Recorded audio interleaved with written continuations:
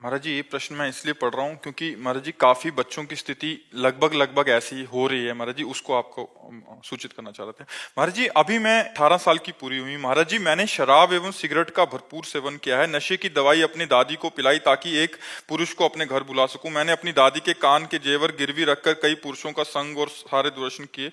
जब ये बात माता पिता को पता लगी तो उन्होंने महाराज जी फोन छीन लिया। महाराज जी, अभी भी मनमाने आचरण कर रही हूँ महाराज जी। मैं सुधरना चाहती हूँ महाराज जी, मेरे को हाँ, मेरा ये तो जीवन बहुत बर्बाद हो जाएगा नहीं तो। मतलब ये तो बहुत हानि का विषय है, जैसे बहुत हानि का विषय। पर यही प्रायः हर बच्चा बच्ची के आचरण बनते जा रहे हैं। ये जो गर्लफ्रेंड बॉयफ्रेंड एक नशा चला, इसी से सब हमारे महाराज जी, बच्चे स्कूल कॉलेज में प्राय ऐसी स्थिति बनती प्रायः जा रही है सब महाराज जी। सब मतलब बहुत कठिन है, बहुत। बहुतों का प्रश्न है और सबकी लगभग हम देख रहे हैं महाराज इसमें हम इसलिए असमर्थ हैं कि अगर आप सुधरना ना चाहो तो आपको कोई सुधार नहीं सकता।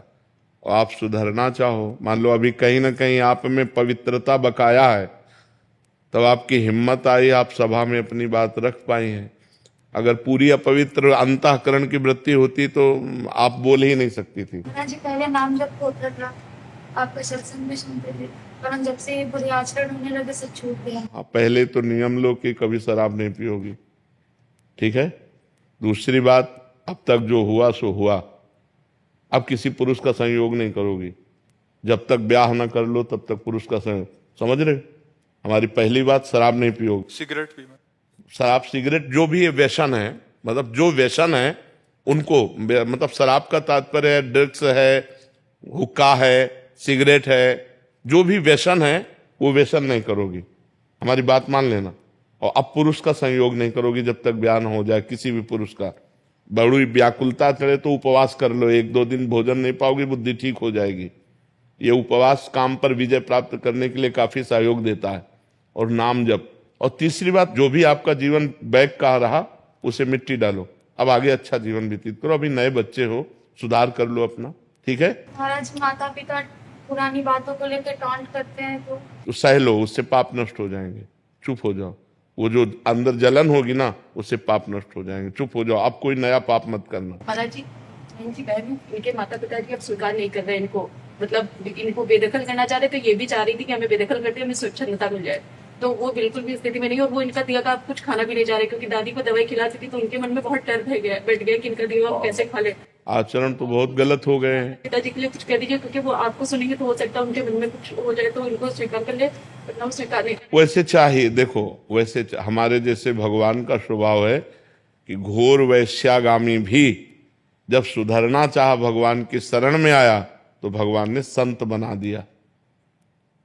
अगर हर जीव को चांस मिलना चाहिए। अब जैसे वो बच्चा है, उसे गलती हो गई, माना बहुत गलती हो गई, बड़ी गलती हो गई, लेकिन वो सुधरना चाहता है, तो माता पिता को चाहिए कि प्यार दुलार से अब संभाल दें।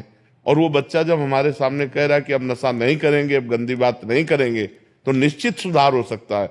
सबको ही सुधरने का चांस है, सबको चांस है। हम कहते हैं बुढ़ापे तक चांस है, अगर आखिरी में सुधर जाए तो सुधार हो जाए। तो ऐसा नहीं है कि ये गलत है तो फिर उसको जीवन भर हम गलत कह के टॉर्चर करते रहे।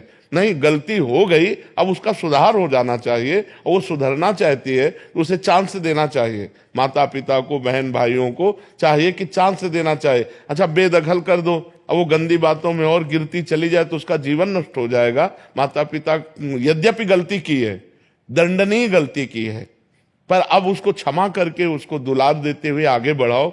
सबको सहयोग करना चाहिए एक दूसरे का, कि गिरते हुए को थाम करके आगे बढ़ाने का, ना कि गिरते हुए को लात मार के और फैला देने का। अब माता पिता छोड़ देंगे तो गिरते हुए को और गिरा दिया ना, अब वो तो और स्वतंत्र हो जाएगी और पागलपन चढ़ जाएगा, फिर क्या आएगा अंतिम में, राइट। महाराज जी सामर्थ्य नहीं है छोड़ने की। नहीं, छोड़ दो बच्चा, नहीं तो किसी काम के नहीं वो रहो। भी कह रहे कि एक बार अटेम्प्ट भी कर लिया है। नहीं, वही तो हम तो जो निर्णय बता रहे हैं वो बुद्धि का बता रहे हैं। जो गलत बुद्धि जाती है उसका अंतिम निर्णय यही होता है। सुधार लो, आज जो हम कह रहे हैं मान लो, नहीं तो इसके बाद वो दुर्गति होगी। यही नहीं, नरक में दुर्गति होगी और अन्य जीवों में जब बनोगी तो दुर्गति होगी। अभी मनुष्य सुधार सकती हो, कैसे नहीं सुधार सकती? महाराज जी अंदर से सामर्थ्य कैसे सामर्थ्य नहीं? ऐसे कैसे कि तुम शराब पीते हो, सिगरेट पीते हो और अपनी दादी को तुम नशा दे करके व्यभिचार करती हो? ऐसी तुम्हारी हिम्मत कैसे हो गई?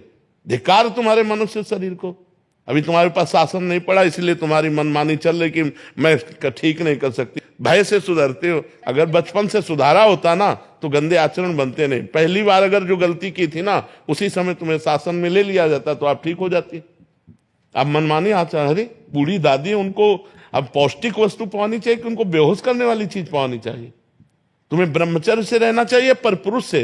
ब्लैकमेल करने लगती है, जानती है कि इनको मन में भय थोड़ा सा डाल दिया तो ये ब्लैकमेल कर देती है कि हमको अगर मारोगे तो हम सुसाइड करेंगे।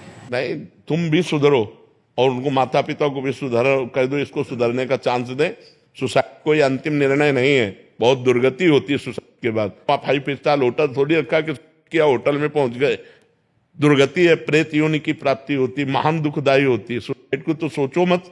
अपने आचरण को सुसाइड कर सकती हो, शराब नहीं छोड़ सकती, व्यभिचार नहीं छोड़ सकती, गंदे आचरण नहीं, नाम जप करो और सुसाइड की कभी सोचना मत। और माता पिता से कह दो कि एक बार क्षमा करो, उसको अच्छे मार्ग में चलने का चांस दो।